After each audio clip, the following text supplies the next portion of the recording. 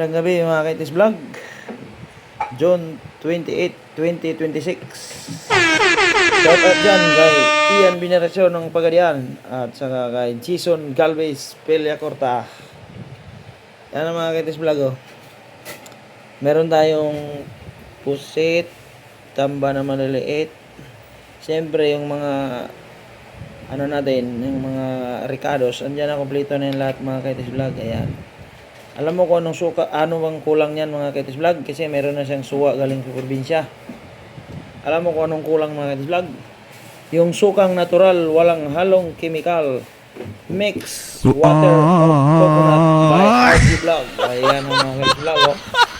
Ayan, konti na lang yung mga, siyempre mikos-mikos mo na yan mga Kaitis Vlog. Ayan.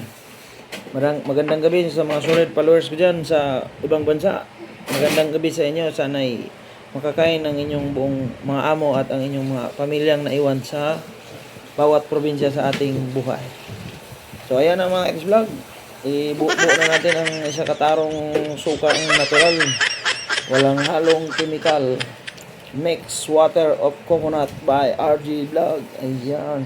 So salami mga Kaitis Vlog. Paldo na naman sa lasa ito mga Kaitis Vlog. Siyempre may asin bitsin na yun mga Kaitis Vlog. Mikos na naman yan. Pagkalami Okay. Bungkag na pong bahaw na yung mga Kaitis Vlog.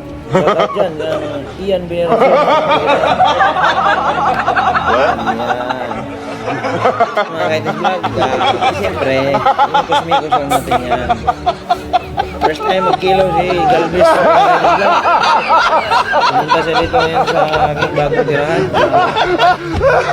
Munting tirahan. Ayan, mga Kaitis Vlog. Sauce. Pastilan. Lamia.